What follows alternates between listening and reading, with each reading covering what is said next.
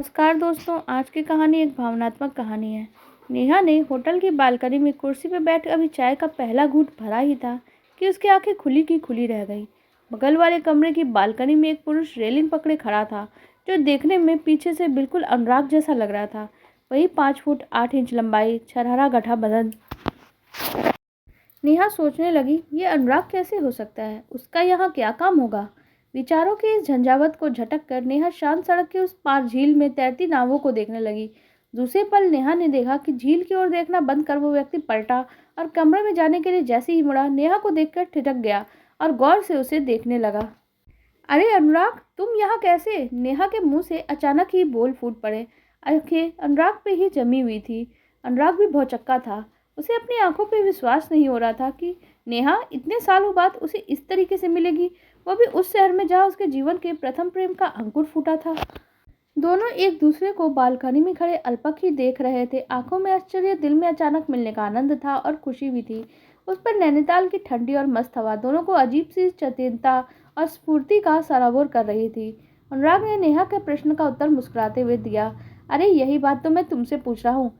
तुम 30 साल बाद अचानक नैनीताल में कैसे दिख रही हो? उस समय दोनों के एक दूसरे से मिलकर 30 साल के लंबे अंतराल को कुछ ही पल में वो पाट देना चाहते थे। अतः अनुराग अपने कमरे के पीछे से ही नेहा के कमरे में चले आए। अनुराग को इस तरह से पास आता देख नेहा के दिल में खुशी की लहरें उठने लगी। लंबे लंबे कदमों में से चलती हुई नेहा अनुराग को बड़े सम्मान के साथ अपनी बालकनी में ले आई। नेहा, इतने सालों के बाद तुम वैसी ही सुंदर लग रही हो। अनुराग उसके चेहरे को गौर से देखते हुए बोले, सच तुम भी बिल्कुल नहीं बदली हो। हाँ, चेहरे पे थोड़ी सी मैच्योरिटी जरूर आ गई है और कुछ बाल सफ़ेद हो गए हैं बस। अनुराग, मेरे पति आकाश भी यही कहते हैं। सुनो, तुम भी तो वैसे भी स्मार्ट और डायनेमिक लग रहे हो। लगता है कोई बड़े अफसर बन गए हो। ठीक कहा तुमने नेहा, मैं लखनऊ में डीआईजी के पद पर कार्यरत हूँ। हल्द्वानी में किसी काम से आया था तो सोचा नैनीताल घूम लूँ। पर ये बताओ, तुम्हारा नैनीताल आना कैसे हुआ? मैं यहाँ डिग्री कॉलेज में प्रैक्टिकल परीक्षा लेने आई हूँ। वैसे हूँ बरेली में और यहाँ के डिग्री कॉलेज में रसायन शास्त्र की प्रोफेसर हूँ। अब पति साथ नहीं आए तो मुझे अकेले ही आना पड़ा। अभी तक तो मेरे रुकने का इरादा नहीं था, पर तुम मिले हो तो अपना कार्यक्रम तो बदलना ही पड़ेगा। वैसे अनुराग, तुम्हारा क्या प्रोग्राम है? अनुराग ने हंसते हुए कहा, नेहा, जिंदगी में सब कार्यक्रम धरे के धरे रह जाते हैं। वक्त जो चाहता है वही होता है। हम दोनों को उस समय अपने जीवन के कितने कार्यक्रम बनाए थे, पर आज देखो, एक भी हकीकत में नहीं बदल पाया। नेहा, मैं आज तक ये नहीं समझ पाया कि तुम्हारे पापा अचानक तुम्हारी पढ़ाई छुड़वा कर बरेली क्यों ले गए। तुमने बीएससी फाइनल भी यहाँ से नहीं किया। नेहा कुछ गंभीर होकर बोली, अनुराग, मेरे पापा उस उम्र में मुझसे जीवन का लक्ष्य निर्धारित करवाना चाहते थे। वो नहीं चाहते थे कि पढ़ाई की उम्र में मैं प्रेम के चक्कर में पड़ूं और शादी करके बच्चे पालने की मशीन बन जाऊं। बस इसी कारण से पापा मुझे बरेली ले गए और एमएससी करवाया, पीएचडी करवाई, फिर शादी की। मेरे पति बरेली कॉलेज में ही गणित के विभागाध्यक्ष है।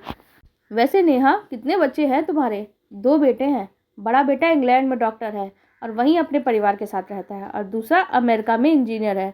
अब तो हम दोनों पति पत्नी अकेले ही रहते हैं, पढ़ते हैं और पढ़ाते हैं। अनुराग, अब तक मैं अपने बारे में बताई जा रही हूँ, तुम भी तो अपने बारे में बताओ। नेहा, तुम्हारी तरह भी मेरा भी पारिवारिक जीवन है। मेरे भी 2 बच्चे हैं। एक लड़का आईएएस अधिकारी है, दूसरा एम्स में डॉक्टर है। अब मैं तो और मेरी पत्नी अंशिका ही घर में रहते हैं। इतना कह के अनुराग गौर से नेहा को देखने लगा। ऐसे क्या देख रहे हो अनुराग? नेहा बोली, अब सब कुछ समय की धारा के साथ बह गया है।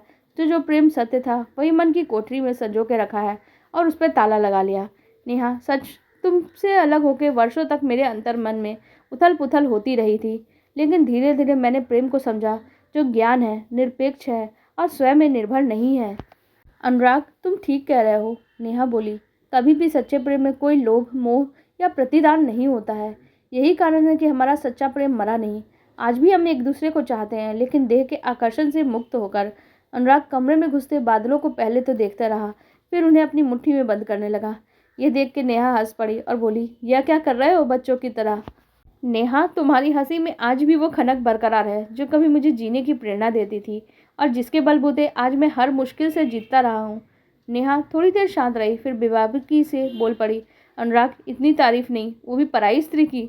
चलो कुछ और बात करते हैं। नेहा, 1 कप चाय और पियोगी? हाँ, क्यों नहीं, चल जाएगी। अनुराग ने कमरे से फ़ोन किया और कुछ देर में चाय आ गई। चाय के साथ खाने के लिए नेहा ने अपने साथ लाई हुई मठरियाँ निकाली और दोनों खाने लगे।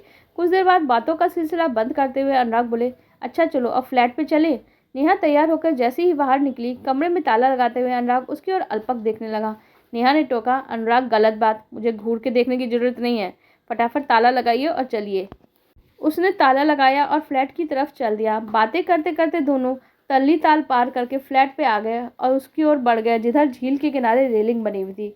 दोनों रेलिंग के पास खड़े होकर झील को देखते रहे। कतार में तैर रही बतखों को तरफ इशारा करते हुए अनुराग ने कहा, देखो देखो नेहा, तुमने कभी इसी तरह तैरते हुए बतखों को दाना डाला था और ये जैसे लड़कियां डाल रही हैं। तब तुम्हारे पास बतखें आ रही थी, लेकिन तुमने शायद उन्हें पकड़ने की कोशिश की थी। हाँ अनुराग, जैसे ही मैं बतख पकड़ने के लिए झुकी थी, अचानक ही झील में गिर गई थी और तुमने अपनी जान की परवाह न कर मुझे बचा लिया था। तुम बहादुर हो अनुराग, तुमने मुझे नया जीवन दिया था। वैसे तुम बिना बताए नैनीताल छोड़ के चली गई, इसका मुझे आज तक दुख है। चलो, तुम्हें सब कुछ याद तो है, अनुराग बोला। इतने वर्षों से मैं यही सोच रहा था कि तुमने जीवन की किताब से मेरा पन्ना ही फाड़ दिया है। अनुराग, मेरे जीवन की हर सांस में तुम्हारी खुशबू है, कैसे भूल सकती हूँ तुम्हें। हाँ, कर्तव्य कर्म के घेरे में जीवन इतना बन जाता है कि चाहते हुए भी अतीत को किसी खिड़की से नहीं झाँका जा सकता। एक लंबी सांस लेते हुए नेहा बोली, खैर छोड़ो पुरानी बातों को, जख्म कुरेदने से रिश्ते ही रहते हैं और मैंने जख्मों पे वक्त का मरहम लगा दिया है। अनुराग की गंभीर बातें सुनकर नेहा भी गंभीर हो गई। ये अनुराग कुछ भी नहीं भूला है, नेहा मन ही मन सोचने लगी। पुरुष होकर भी इतना भावुक है, मुझे इसे समझाना पड़ेगा, इसके मन में बटी गांठों को खोल देना होगा। नेहा पत्थर के बेंच पर बैठी कुछ समय तक शांत मौन बुद्ध सी हो गई, तो अनुराग उसे छेड़ते हुए कहने लगा, क्या मेरी बातें बुरी लग गई जो तुम बिल्कुल गंभीर हो गई? मैंने तो ऐसे ही कह दिया था नेहा, सॉरी। अनुराग, यौवन अवस्था में एक चंचल तेज गति से बहने वाली नदी की तरह जीवन होता है। इस दौर में लड़के लड़कियों को गलत सही की परख कम होती है, अतः प्रेम के पागलपन में अंधे होकर कई बार दोनों ऐसे गलत कदम उठा लेते हैं जिन्हें हमारा समाज अनुचित मानता है। यह तो तुम जानते ही हो कि हम भी पढ़ाई लिखाई छोड़ के हर शनिवार रविवार खूब घूमते फिरते थे। नैनीताल का वो कौन सा स्थान है जहाँ हम नहीं घूमे थे? यही नहीं, जिस उद्देश्य के लिए हमारे माता पिता से हम दूर थे, हम वो भी भूल चुके थे। यदि हम अलग ना हुए होते तो सच तो ये है कि ना तो तुम कुछ बन पाते और ना ही मैं कुछ बन पाती। कहते हुए नेहा के चेहरे के अनुभवों का चिन्ह अंकित हो गए। हाँ नेहा, तुम बिल्कुल ठीक कह रही हो। यदि कच्ची उम्र में हमने शादी कर ली होती तो तुम बच्चे पालते रहती और मैं कहीं क्लर्क बन गया होता। कह के अनुराग उठ खड़ा हुआ। नेहा भी उठ गई और दोनों फ्लैट के सड़क पे आ गए और तल्ली ताल की ओर जाती है वहाँ पे आ गए। चारों ओर पहाड़ियाँ ही पहाड़ियाँ और बीच में झील किसी सजी हुई थाल सी लग रही थी। नेहा और अनुराग के बीच कुछ पल के लिए बातों का सिलसिला थम गया था। दोनों चुपचाप चलते रहे। खामोशी को तोड़ते हुए अनुराग बोला, अरे नेहा, मैं तो ये पूछना भूल ही गया कि खाना तुम किस होटल में खाओगी? भूल गए? मैं हमेशा एम्बेसी होटल में ही खाती थी, नेहा बोली। अपने अपने परिवार की बातें करते हुए दोनों चल रहे थे। जब दोनों होटल के सामने पहुंचे तो अनुराग नेहा का हाथ पकड़ के सीढ़ियाँ चढ़ने लगा। ये क्या कर रहे हो अनुराग? मैं स्वयं ही सीढ़ियाँ चढ़ जाऊंगी, प्लीज़ मेरा हाथ छोड़ दो, ये सब अच्छा नहीं लगता। सॉरी कह के अनुराग ने हाथ छोड़ दिया। दोनों एक मेज पे आमने सामने बैठ गए तो बैरा पानी का गिलास और मेनू रख गया। खाने का ऑर्डर अनुराग ने ही दिया। खाना देख कर नेहा मुस्कुरा पड़ी और बोली, अरे तुम्हें तो याद है मैं क्या पसंद करती हूँ, वही सब कुछ मंगाया है जो हमने 25 साल पहले इसी तरह इसी होटल में बैठ के खाया था। हंसते हुए नेहा बोली, और इसी होटल में हमारा प्रेम पकड़ा गया था। खाना खाते समय ही पापा ने हमें देख लिया था। हो सकता है आज भी कोई स्टूडेंट की आंखें हमारी तरफ देख रही हो, तभी तो तुम्हारा हाथ पकड़ना मुझे अच्छा नहीं लग रहा। देखो, मैं एक प्रोफेसर हूँ, मुझे अपना आदर्श रूप विद्यार्थियों के सामने पेश करना होता है, क्योंकि बातें अफवाहों का रूप ले लेती है और जीवन भर की सच चरित्रा का तस्वीर भद्दी बन जाती है। मुस्कुरा कर अनुराग बोला, तुम ठीक कहती हो नेहा, छोटी छोटी बातों का ध्यान रखना बहुत जरूरी है।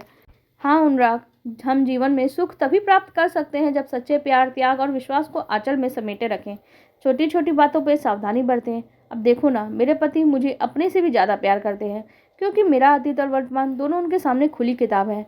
मैंने शाम को ही आकाश को फ़ोन पे सब कुछ बता दिया और वो निश्चिंत हो गए, वरना बहुत घबरा रहे थे।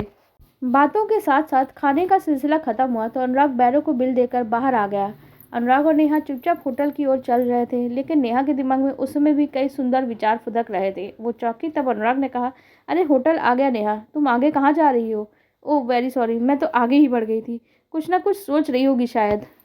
हाँ, एक नई कहानी का प्लॉट दिमाग में घूम रहा था। दूसरे नैनीताल की रात कितनी सुंदर होती है, ये भी सोच रही थी। अच्छा, तुम अपने में व्यस्त ही रहती हो। साहित्य सृजन एक रचनात्मक क्रिया है, इसमें सार्थकता और उद्देश्य के साथ साथ लक्ष्य भी होता है। होटल की सीढ़ियाँ चढ़ते हुए अनुराग बोला। बात को बीच में काटते हुए नेहा बोली, जिसे लिखने की प्रेरणा आकाश देते हैं।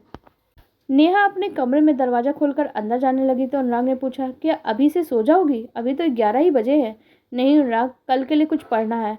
वैसे भी आज बातें बहुत कर ली, अच्छी रही हम दोनों की मुलाकात। ओके, गुड नाइट अनुराग। और एक मीठी मुलाकात की महक बसाए दोनों अपने अपने कमरे में चले गए। नेहा अपने कमरे में पढ़ने में तल्लीन हो गई, लेकिन अनुराग की एक बेचैनी को वो महसूस कर रहा था। जिस नेहा को वो असहाय कमजोर नारी समझ रहा था, वो आत्मविश्वास और आत्मनिर्भरता की जीती जागती प्रतिरूप है। एक वह है जो अपनी पत्नी को हमेशा नेहा का रूप देखने का प्रयास करते रहा, सदैव उद्वेलित अव्यवस्थित रहा। काश वो भी समझ लेता कि परिस्थितियों के साथ समझौते का नाम ही जीवन है। नेहा ने ठीक ही कहा था अनुराग, हमें किसी भी भावना का, किसी भी विचार का दमन नहीं करना चाहिए, वरन कुछ परिस्थितियों को अपने अनुकूल और स्वयं को उसके अनुकूल कर लेना चाहिए। तभी हमारे साथ रहने वाले सभी व्यक्ति सुखी रहते हैं। आप लोगों को हमारी ये भावनात्मक कहानी कैसी लगी कमेंट सेक्शन में जरूर बताइएगा। साथ ही वीडियो को लाइक कर दीजिएगा और हमारे चैनल को भी सब्सक्राइब कर लीजिएगा। धन्यवाद।